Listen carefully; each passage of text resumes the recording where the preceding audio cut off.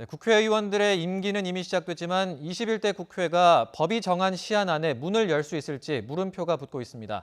상임위원장 18자리 배분을 두고 여야 논의에 이렇다 할 진전이 없는데요. 오늘 청와대 비서관급 인사 소식과 함께 정치권 움직임 자세히 풀어보겠습니다. 김홍국 대진대 개관교수 그리고 장성호 건국대 행정대학원장 두 분과 함께합니다. 안녕하십니까? 네, 안녕하세요. 예, 먼저 오늘 있었던 청와대 비서관급 인사 내용부터 좀 정리를 해보겠습니다. 7명의 비서관급 인사가 단행이 됐는데 2명의 이제 좀 주목이 되고 있는 것 같습니다. 먼저 박경미 비서관부터 좀 이야기를 해볼게요. 의원직을 마치자마자 이제 청와대 비서관으로 갔다. 이게 좀 급이 맞지 않는 거 아니냐 이런 얘기도 있는 것 같던데 어떻게 보십니까? 일단 초선 의원으로 활동하지 않았습니까? 급은 맞지 않는 것 같지는 않고요. 저는 일단은 의도가 중요하다고 봅니다. 그동안의 교육 전문가로서 사실은 의원이 되기 전부터 홍익대 이제 수학교육과 교수였지 않습니까? 고등학교 교사를 지내기도 했고 교육개발원이라든가 이 교육 관련해서는 전문가로 활동했었고요. 국회에서도 4년 내내 이제 교육위원회에서 활동했습니다. 그렇기 때문에 교육 분야에 있어서는 문재인 정부의 교육 정책과 함께 그동안 여러 가지 정책을 펼쳐왔다라고 평가할 수 있습니다. 그리고 문재인 정부가 지금 이번 총선을 통해서 어쨌든 다수당 상당한 입지를 굳히지 않았습니까? 국회에서. 그렇다면 국회와 소통을 통해서 문재인 정부의 교육 정책을 풀어내는 것들이 중요하다라는 그런 접점에서 그런 인사가 됐다고 보고요. 특히 지금 교육 문제는 굉장히 심각하지 않습니까? 네. 학교 현장에 어려움도 있고 풀어야 될 과제들 입시 문제부터 많습니다. 그리고 코로나19 이후에 지금 교육 현장에 바뀌는 비대면 수업이라든가 많을 거거든요. 그런 측면에서 일단 박경미 전 의원의 전문성을 사면서도 국회와의 소통과도 이루겠다. 그리고 굉장히 성품이 합리적이거든요. 저는 그런 면을 샀다고 봤기 때문에 그런 측면에 있어서는 상당히 의미 있는 인사가 아닌가. 역할을 국회와 또 청와대 행정부를 잇는 역할을 잘 할 수 있는 가능성은 상당히 크다고 봅니다. 예, 장 원장님은 어떻게 보십니까? 경력에서 보듯이 이제 박경미 전 의원이죠. 전 의원은 이제 과거에 고등학교 수학 교사도 했고, 그리고 홍익대 수학 교수, 그리고 지난 4년 동안 비례대표 1번으로서 의정 활동을 하면서 교육위에서만 4년 있었습니다. 그만큼 교육과 관련해서 전문성을 인정받고 있었고, 중요한 것은 인사권자가 대통령 아니겠습니까? 대통령께서 어떻게 보면 정계에 끌어들여 온 그런 인물이고, 그렇기 때문에 상당히 애착감이라든가 신임을 받고 있는 그런 분이고, 당내에서 활동도 보면은 상당히 부지런했습니다. 제가 알기로도 모든 위원회에 거의 다 지금 참여해서 공심이라든가 당에 가면 여러 가지 역할들이 많이 있는데 그런 것들 빠지지 않고 어떤 당 내에서 활동도 상당히 많이 했고, 그렇기 때문에 당내 의원들한테도 여러 가지 신임을 받고 있었고, 특히 중요한 것은 이제 업무적인 면으로 지금 코로나19로 인해서 2학기 개강도 상당히 어려운 상황이 될 것 같지 않습니까? 그렇기 때문에 온라인 교육 그리고 K-에듀의 어떤 질적 향상을 위해서 인사권자가 대통령이기 때문에 대통령께서 이런 능력을 그냥 지역에서 정치 활동해서 하기에는 좀 아깝다. 물론 그것도 할 수가 있겠지만 당면한 과제인 교육 현안에 대해서 들어와서 청와대에서 같이 보조를 맞춰서 서포트해주면 좋겠다. 이런 것들이 통했던 것 같습니다. 예, 박경미 교육비서관의 앞으로 활동 좀 기대를 해보도록 하고요. 그리고 이제 탁현민 의전 비서관 같은 경우는 이제 과거에 좀 논란이 있었지 않습니까? 그럼에도 불구하고 이제 다시 발탁됐다는 건 그만큼 좀 신임이 두텁다 이렇게 봐야 되겠죠? 굉장히 신임이 두텁다고 봐야 되겠죠. 왜냐하면 이번에 사실상 승진해서 복귀한 것 아니겠습니까? 여성계에서도 그렇고 정의당이라든가 다른 정당에서도 좀 비판적인 그런 목소리가 나왔었음에도 불구하고 기용이 됐습니다. 그만큼 문재인 정부 과거부터 다양한 행사, 특히 성공회대 이제 교수로 활동하면서도 시민단체라든가 주요한 이런 진보 진영의 행사에서 그 기획 능력도 탁월했었고요. 문재인 정부 들어와서도 대통령의 각종 행사를 진행을 했었습니다. 그래서 남북 정상회담이라든가 많은 행사들을 기획했는데 굉장히 고품격의 또 의미 있는 행사들을 많이 했다라는 그런 평가를 받았습니다. 그런 측면에서 문재인 대통령의 신임이랄까요? 이런 측면도 있었다고 보고요. 특히 코로나19 사태 이후에 우리 사회가 정말 국제사회에서 K 방역, 뭐 K 경제, K자가 붙었다면은 세계 최고가 될 수 있는 가능성을 열었다라는 그런 얘기를 하지 않습니까? 그런 측면에서 문재인 대통령이 세계 보건기구에서 화상회의에서 기조연설을 한다든가 지금 국제 무대에서 문재인 대통령에게 계속해서 러브콜을 보내는 그런 행사들이 많지 않습니까? 예. 다시 말해서 국제적인 감각 그리고 국내에서 행사들을 잘 하겠다는 그런 측면의 의미는 있는데요.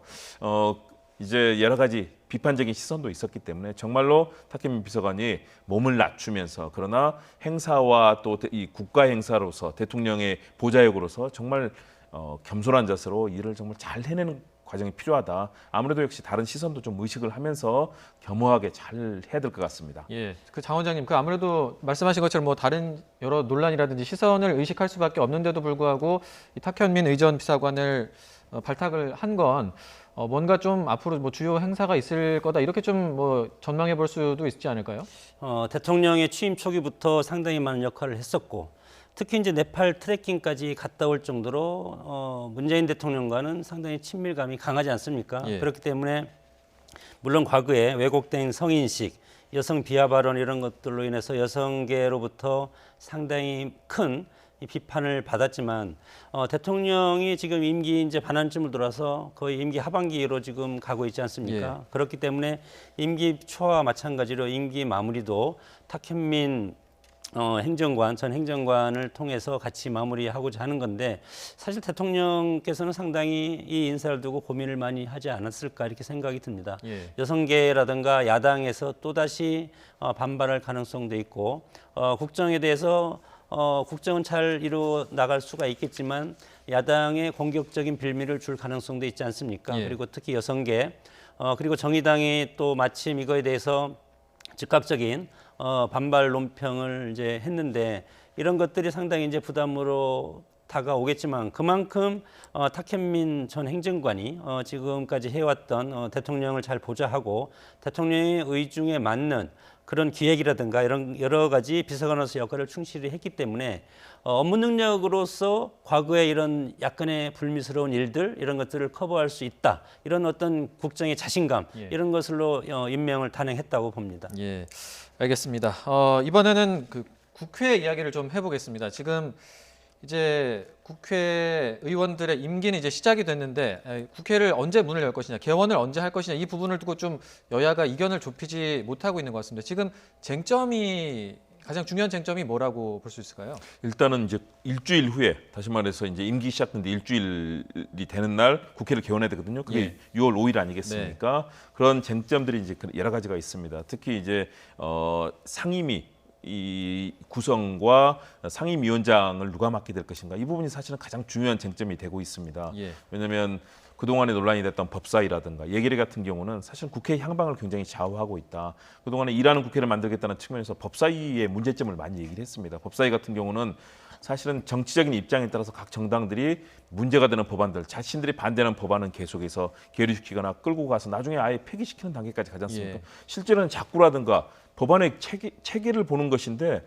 사실은 그동안에도 이것은 의사국이라든가 또는 충분히 국회 사무국에서 보조할 수 있는 역할임에도 불구하고 이것이 정략적으로 이용됐다는 측면들 그래서 이제 이 부분을 누가 차지하느냐가 굉장히 중요했거든요. 예결위도 마찬가지입니다. 예산 결산 관련해서도 굉장히 중요하기 때문에 이제 여당에서는 177석의 거대 정당이 됐기 때문에 우리의 의석수에 맞게 이 부분도 가져와야 되겠다는 입장이고 야당은 견제를 해야 되는 야당의 입장에서 이것은 필수적이다.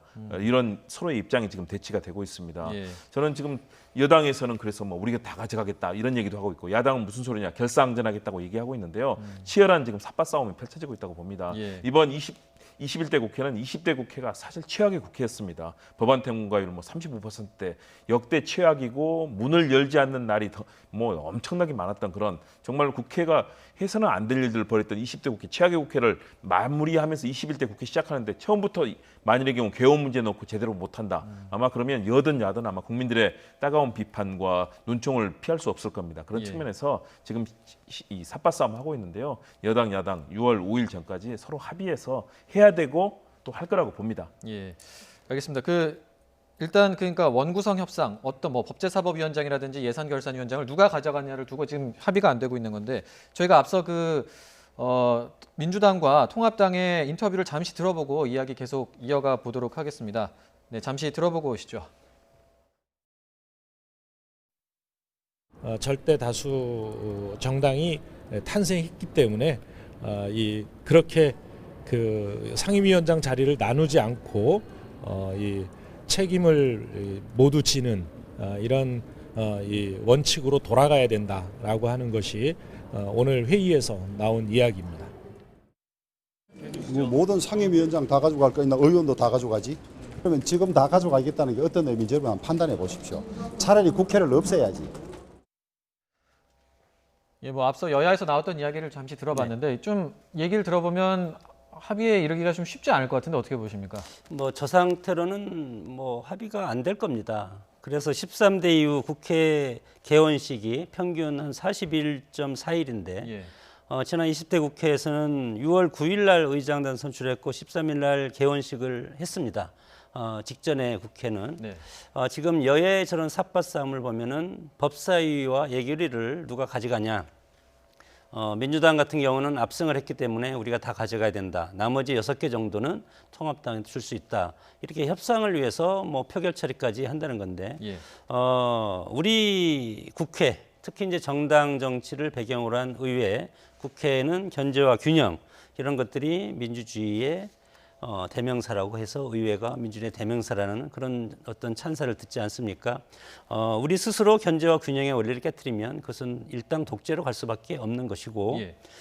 미국식 대통령제를 우리가 얘기를 하는데 미국식 대통령제가 아니고 미국의 정치는 철저하게 견제와 균형의 원리로 다듬어지는 그런 제도가 미국의 정치 제도인데 대통령제하고 연방이 서로 따로 가고 있지 않습니까? 연방으로 감으로써 중앙의 어떤 대통령의 권한을 견제하고 그리고 의회에도 마찬가지로 상원과 하원을 둠으로써 서로 견제할 수 있고 물론 공화당과 민주당이 같은 보수 정당의 어떤 기조를 가지고 있음에도 이렇게 견제와 균형의 원리에 충실한데 우리 정당에서 물론 이번에 177대 103이면 사실은 숫자로 따지면 뭐 한 10대 6 정도 이렇게 이제 나눠야 되는 것이 맞는데 그럼에도 불구하고 미국과 우리가 다른 점이 있습니다. 가장 중요한 것은 우리 정치는 보수와 지역주의 정치가 지금 살아있다. 이런 것들이 상당히 어떤 여당과 야당 특히 압승을 한 민주당이 이것에 대해서 명심을 해야 될 것이 대구 경북 지역을 보면은 민주당 의원이 없지 않습니까?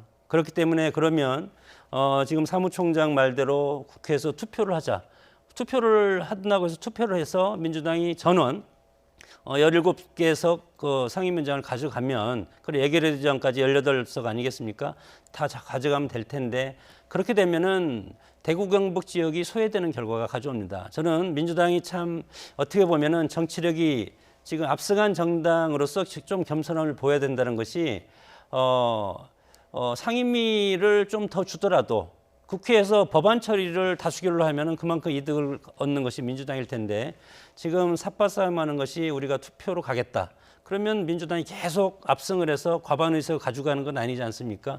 이런 상황에서 국회 그리고 의회라는 것이 어떤 견제와 균형의 원리에 충실할 수 있는 그런 본질적 기능을 집권여당 그리고 집권여당 다른 역대 정당보다 가장 많은 의석을 차지한 이런 정당이 포용의 정치를 해야만이 국회에서도 화합적이고 그리고 역대 평균처럼 41일 이후가 지나가면 되지 않지 않겠습니까? 예. 그렇기 때문에 지금은 협상을 위해서 저렇게 얘기를 하겠지만 결국은 법사위와 예결위를 누가 가져가는 건데 통합당은 절대 양보하지 않을 겁니다. 이렇게 봤을 때 과연 압승한 민주당에서 어떻게 하는 것이 통합당을 끌어안으면서 국정을 앞으로 나갈 수 있고 그리고 국민들한테 안도감을 줄 수 있는 그런 의회의 모습을 보일 것인가 이런 것들을 생각해야 본다고 봅니다. 네, 뭐 압승한 여당이 포용하는 모습을 보여야 된다 이런 좀 말씀이신데, 근데 이제 민주당에서는 그러니까 이번에 여당이 얻은 177석이 그 168석을 넘어섰다. 그리고 168석에 굉장히 의미를 부여하는 것 같던데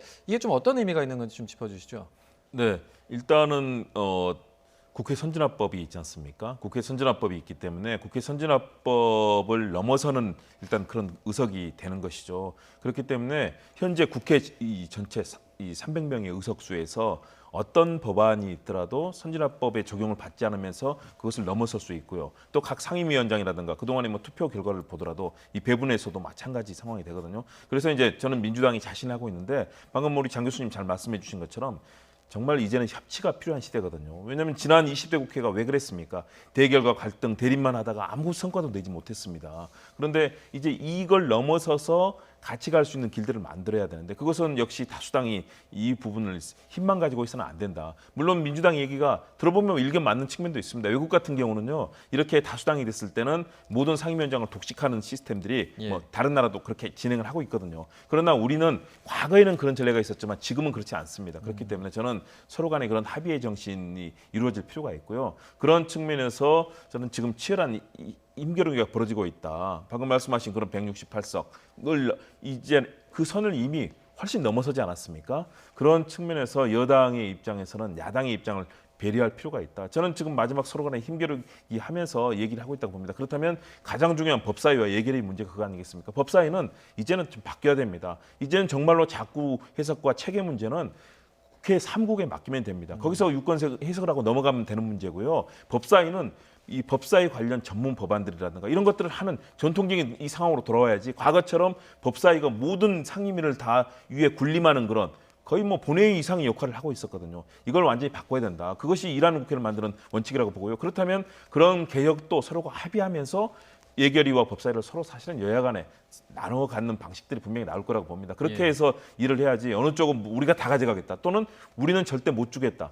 둘 다 아마 저는 용납이 안 되리라고 봅니다. 결국 합의를 통해서 이뤄낼 때만이 가능한데요. 그리고 만약에 합의가 안 된다. 결국 국회는 또 다수결 원칙이 적용되는 거 아니겠습니까? 최종적으로 이런 절차와 시기를 지키지 않는다면 국회가 또 법을 위반하는 것이 되기 때문에요. 저는 이제는 그렇다면 다수결에 대해서 그런 절차까지도 가야 된다. 그러나 그 전에 합의하는 것이 중요하고 여권이 야당을 일단 배려하는 그런 자세도 보이는 것이 필요하다고 봅니다. 그러면 이제 일단 두 가지만 제가 이제 말씀드리고 싶은데 그 과거에 민주당이 참패했을 때 87석인가요? 그렇게 얻었을 때 똑같은 지금 상황입니다. 주호영 원내 수석 부대표가 우리가 그럼 투표로서 다 가져가겠다 했을 때 민주당에서는 이것은 독재다. 서가번 그때 원내 수석 부대표가 그렇게 이제 항의를 한 것이 언론을 통해서도 나왔지 않습니까? 그런 역사는 금방 바뀝니다. 이렇게 바뀌고 상황도 바뀌기 때문에 그런 것들을 그때 민주당에서 그렇게 주장을 했는데 지금 또 투표를 하겠다는 것, 그것이 어떻게 보면 앞뒤가 맞지 않는 것이고 방금 또 168석을 말씀을 하셨는데 그것도 마찬가지로 그렇기 때문에 견제와 균형의 원리가 국회에서 이루어져야만이 여러 가지 견제의 논리가 국회가 살아있는 것 아니겠습니까? 이런 상황에서는 법사위의 자꾸 수정이라든가 체계, 자꾸 수정도 이것이 그냥 지금 현행대로 그대로 둬야 되는 것이 아닌가. 저는 이렇게 조심스럽게 생각하는 것이 예. 민주당이 원하는 대로 해도 되는데 그렇게 했을 때는 다수당의 위력이 너무 크기 때문에 어떻게 보면 입법적으로 사회의 어떤 다양한 이익 집단들이 우리가 있지 않습니까? 그렇기 때문에 국회에서 법이 잘못 통과되면 이것에 피해 입는 선의의 피해자들이 많이 나올 가능성이 있다. 그렇기 때문에 오히려 법사위의 체계 자꾸 수정 이런 기능도 저는 이번 국회에서는 그냥 두는 것이 좋지 않을까 이렇게 뭐 저는 생각을 합니다. 예. 저는 그 부분은 반드시 바뀌어야 된다고 봅니다. 네. 왜냐하면 법사위가 모든 이 상임위에 군림하는 방식은 이제는 가서는 안 되고요. 과거에 뭐 153석의 한나라당 2012년 얘기를 하셨는데 그 당시와 지금 다릅니다. 과반수가 겨우 넘어서 어쩔 수 없이 정적으로 가야 됐던 것과 다르게 이번 선거의 의미는 뭐겠습니까? 당초에 180석 이런 거대 이런 의석을 준 것은 20대 국회가 너무나 일 안 하고 항상 갈등 대립 장애로 나가고 이런 것들을 국민들께서 정말 일 좀 해라. 어떻게 15,000건이 넘는 법안이 폐기되는 그런 국회를 하느냐라 이런 국회에 대한 질타에서 시작됐다. 그런 예. 측면에서 저는 여당도 야당을 배려해야 되지만 야당 역시 이제는 일하기 위해서 들어와야지 뭐 이 합의하는 과정 문을 열어 학교가 문을 열어 학생이 가야 되는 거지 학교도 출석하지 않고 나서 모든 것을 협상하겠다는 그런 자세 저는 그거는 이제는 바뀌어야 된다. 21대 국회는 정말로 일하고 국민을 눈높이에 두고 법과 절차를 지켜야 된다. 20대 국회처럼 폭력으로 마음대로 뭐 이 국회를 좌지우지하려고 이래서는 좀 안 된다고 봅니다. 알겠습니다. 그 네. 국회의 이제 근본적인 기능이 사실은 국정, 정부를 견제하고 감시하는 기능이 있습니다.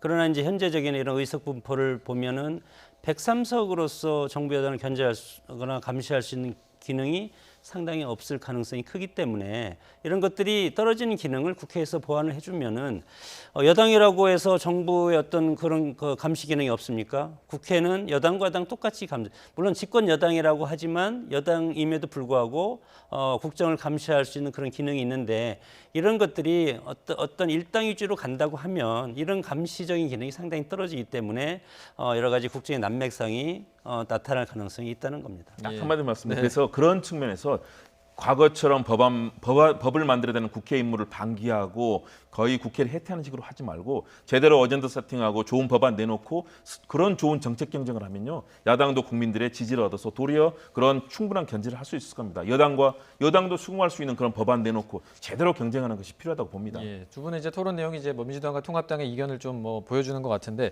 마지막으로 요것만 뭐 짧게 그 질문을 드릴게요. 이 주제에 관련해서는요. 6월 5일에 이제 그러면 뭐 민주당이 단독으로 뭐 개원을 시도할 것이냐 혹시 이 부분은 좀 어떻게 보시는지 좀 궁금합니다. 어떻게 보세요? 글쎄 개원을 시도를 한다고 얘기는 하겠지만 저는 압승을 했기 때문에 겸손해야 되지 않을까. 그래서 최대한 통합당과 합의를 해서 합의적인 개헌이 될 수 있었으면 그것이 가장 합리적인 방안이라고 보고 네. 강행 처리 21대 첫 번부터 야당이 반발하는데 국회가 개원된다는 것은 상당히 우리 20대에 이어서 또다시 불행스러운 그런 국회 개원이 되기 때문에 그런 것들은 없었으면 좋겠다. 저는 개인적인 바람입니다. 네, 김 교수님은 6월 5일에 좀 어떻게 될 걸로 전망하십니까? 만만치는 않습니다. 저는 약간 시기가 밀릴 수는 있다고 보는데요. 예. 결국 여당의 정치력이 필요하고요. 야당에게 일정한 양보안을 제시해서 야당 설득해야 되고요. 야당도 과거처럼 무조건 우리가 하는 것들 다 얻겠다고 하는 것들을 해서는 안 되거든요. 그런 측면에서 저는 어떤 막후 협상이 이루어지든 간에 6월 5일 이번에는 정말로 날짜 지켜야 된다. 과거에도 예산안 가지고요. 예산안 날짜를 정하지 않는 시대에는 12월 31일까지 몸싸움까지 다 갔습니다. 그런데 그런 예산안 관련해서 법안이 제대로 만들어지고 국회법이 되면서 그때부터 그런 게 없어졌거든요. 저는 그런 측면에서 이번에도 합의를 할 수 있는 그 틀들을 좀 더 강제해내는 의장단의 노력도 필요하고요. 예. 그 과정에서 그 결과를 만들어내야 된다. 못 만들어낸다면 21대 국회부터 초반에 국민들께 많은 그런 비판을 받을 겁니다. 마지막으로 이것 좀 여쭤볼게요. 그러니까 6월 5일에 개원을 하는 걸 반대하는 이유가 이제 통합당이 그러니까 의장이 만약 선출이 되면 상임위 배분에서 뭐 주도권을 빼앗길 수밖에 없다 이런 이야기가 나오던데 이 부분은 어떤 이야기인가요? 그것은 이제 약자의 소름이라고 할 수가 있죠. 뭐 국회법상 의장이 선출되면은 여야가 합의가 안 되면 국회의장이 상임위원장을 임명할 수가 있는 그런 제도가 있기 때문에 예. 통합당 입장에서는 이제 이런 것을 명분으로 해서 이것도 협상의 전략이라고 저는 봅니다. 국회의장을 임명한 국회의장이 새롭게 탄생한다고 해서 이 새로운 국회의장이 상임위원장을 어떻게 다 임명하겠습니까? 그것은 상식선에서 임명할 수 없다. 저는 그렇게 보는데 그럼에도 불구하고 통합당에서 이렇게 주장하는 것은 빨리 상임위 원구성 협상에 여당이 나서서 여당이 좀 양보해라. 그리고 기존의 관행대로 우리가 가자. 이런 뜻이 아니겠습니까? 그렇기 때문에 대략적인 숫자대로 맞추면 예를 들어서 뭐 12대 7이라든가 8이라든가 뭐 이렇게 해서 한 7, 6석, 7석 이 정도 통합당한테 주고 그리고 민주당이 가져가라. 이런 것을 이제 뭐 잘하게 깔고 하는 얘기이기 때문에 결국은 이것이 협상의 전략이라고 봅니다. 예, 알겠습니다. 저희가 원래는 좀 시간이 거의 다 돼서 마치려고 했었는데 시간이 조금 더 남았다고 해서 추가로 좀 더 질문을 드리겠습니다. 일단 이제 조금씩 짧게 좀 답변을 네. 부탁드릴게요. 지금 이제 저희가 이제 원구성 협상 논란도 짚어봤는데 지금 금요일에 윤미향 이젠 의원이죠. 윤미향 의원이 그때는 당선인 신분으로 기자회견했는데 이 부분을 두고 좀 여야의 반응이 좀 다른 것 같아요. 앞으로 이 문제가 앞으로도 계속 좀 전국의 변수가 될 가능성이 있습니까? 어떻게 보세요? 계속 변수가 되죠. 왜냐하면 이미 검찰 조사에 들어가 있고요. 앞으로 이제 뭐 계좌 추적이라든가 뭐 압수수색 등 여러 가지 남아 있는 절차들이 있거든요. 검찰 수사가 진행되고 있고 여당과 야당의 입장이 완전히 다릅니다. 여당의 입장은 당선자 시절에 기자회견으로서 어느 정도 소명이 됐다라고 여당에서는 그렇다면 검찰 조사를 지켜본다는 입장인 반면에 야당에서는 무슨 소리냐 전혀 해명되지 않았다 사퇴하라라는 것이 야당 입장 아니겠습니까? 예. 아마 그래서 현재 의원회관에서도 아직 의원회관 정식으로 문을 열지 않고 여러 가지 내용들을 저는 점검을 하고 있는 것으로 보이는데요. 그렇다면 앞으로도 여야 간의 이 부분은 계속 논란이 될 텐데 과연 어느 정도 정당성을 윤미향 의원이 이제 보여줄 것이냐, 뭐 보조금의 이런 에 대해서 일단 시민단체들에서는 뭐 횡령과 뭐 배임 얘기를 하고 있는데 과연 그 수준으로 가는 것이냐, 아니면 윤 의원이 얘기한 것처럼 그 부분에 있어서 회계상의 오기나 또는 그런 부분이지 그런 것은 아니다라는 것을 입증할 수 있을 것인지, 저는 그런 것들이 좀 더 얘기한다면, 그리고 몇 가지 나왔던 뭐 예를 들어서 뭐 쉼터의 뭐 고가 매입이라든가 이 부분 같은 경우는 상당히 다른 또 이 해명해주는 여러 가지 증언들이 나오고 있기 때문에 상반된 입장 아니겠습니까? 그런 측면에서 논란은 될 텐데요.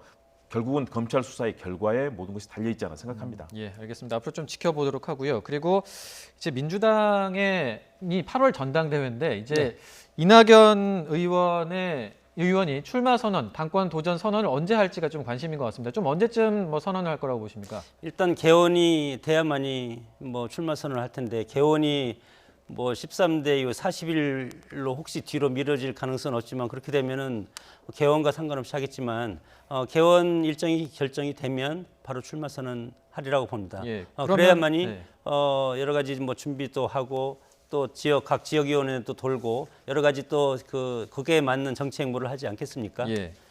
그런 상황에서 봤을 때 지금 이낙연 의원 같은 경우는 문재인 대통령의 길을 가려고 하는 것이 아닌가 이렇게 생각이 듭니다. 예. 그런데 이제 만약에 이낙연 의원이 당 대표가 된다고 하더라도 네. 그 만약에 이제 대권에 도전을 하려면 사실상 뭐 7개월 정도밖에 대표를 못 하잖아요. 그러면 이게 이제 당 대표를 하는 게 득이 되는지 실이 되는지 또 이 부분도 좀 궁금한데 좀 어떻게 보십니까? 개원 초기이기 때문에, 그리고 지금 이제 통합당의 원구성 협상이라든가 윤미향 의원 이런 건과 관련해서 상당히 파상 공세가 상당히 가파르게 나올 가능성이 상당히 큽니다. 그것은 결국은 국회가 아니고 당과 당이 싸움이 될 가능성이 상당히 크기 때문에 예. 오히려 이렇게 하면은 뭐 지금 이낙연 의원 같은 경우는 당내 지분이 사실 약하지 않습니까? 거의 문재인 대통령의 어떤 세력이 상당히 큰 비중을 차지하고 있기 때문에 여기에서 지금 이제 호남 주자라는 것, 이런 것 때문에 상당히 여러 가지 당내 역학구도에서도 당내 역학구도는 크지만 본선에 가서 약할 가능성이 있다. 그리고 본선에서 당내에서도 오히려 다른 지역 TK라든가 PK 출신한테 밀릴 가능성이 있다. 이런 어떤 우려가 있기 때문에 일단 당대표를 해서 당 내부적인 어떤 세력화를 좀 더 얻자. 이런 어떤 측면이 있기 때문에 지금 제로섬이 아니고 오히려 당대표를 하면서 여러 가지 리스크를 받을 가능성도 상당히 큰데, 그럼에도 불구하고 존재감이 없어지면 대권 주자로서의 또 거리감도 점점 떨어질 가능성이 크지 않습니까? 예. 그렇기 때문에 어차피 이것은 독이 든 성배다, 그렇게 저는 봅니다. 예. 알겠습니다. 이번엔 통합당 이야기를 좀 해보겠습니다. 내일 이제 김종인 비상대책위원회가 공식적으로 이제 출범을 하고 이제 활동에 본격적으로 들어가게 되는데, 지금 이제 나오는 이야기가 김종인 비대위에서 좀 뭔가 파격적인 경제 정책 관련 내용이 나올 수 있지 않겠느냐, 이런 얘기가 나오거든요. 좀 가능성 어떻게 보십니까? 네, 당에서 계속 그런 얘기들이 나오고 있습니다. 일단은 비대위 구성도 젊은 30대를 많이 보강했고요. 그리고 내용도 현재 뭐 기본소득 이 제도의 문제, 그동안 사실은 뭐 통합당에서는 전혀 다루지 않았던 예. 문제인데요. 도리어 민주당이라든가 또는 뭐 박원순 서울시장, 이재명 경기지사 등이 얘기했던 그런 내용들인데, 이 부분을 과감하게 우리가 들여오겠다는 그런 얘기들이 나오고 있고요. 또 약자와의 동행이라든가 또 실용적인 경제 정책을 펴겠다. 과거에는 보수적인 정책들, 다시 말해서 대기업 위주의 정책이라든가 또 노동계와는 사실은 상당히 거리를 두는 모습이었는데, 이런 약자와의 동행을 통해서 바꿔내고 국민 전체에게 경제적인 뭔가 변화를 실감하게 해주는 그런 정책을 펴겠다라는 것이 이제 김종인 위원장의 구성으로 보입니다.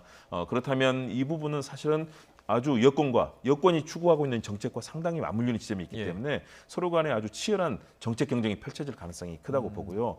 김종인 위원장이 초기에 이렇게 해서 당의 전열을 정비하는 과정들은 충분히 이루어질 가능성이 있습니다. 이런 측면에서 어젠더 세팅, 또 의제를 선점하는 그런 효과는 있을 것으로 보이는데요. 예. 과연 이것을 당내에서는 사실 이 부분이 그동안의 통합당이라든가 보수정당에서는 전혀 다루지 않았던 사실상의 주제이기 때문에 이 부분을 놓고 치열하게 당내 아마 논의도 펼쳐질 것이고요. 과연 이 부분을 어떻게 김종인 위원장이 정말 리더십을 가지고 끌고 갈 것이냐, 혹시라도 당내 반발, 그리고 이렇게 30대, 40대 젊은 층 청년 당까지 만든다고 하지 않습니까? 그랬을 경우에는 재선 이상의 중진들 의원들 같은 경우는 상당한 소외감을 느낄 거고요. 여기서 나오는 반발들도 있을 겁니다. 이것들을 통솔해내는 리더십에 달려 있다라고 판단이 됩니다. 네, 이 당내 반발을 어떻게 좀 수습하느냐가 김종인 비대위의 앞으로 성패를 좀 가를 것이다 이런 분석이셨습니다.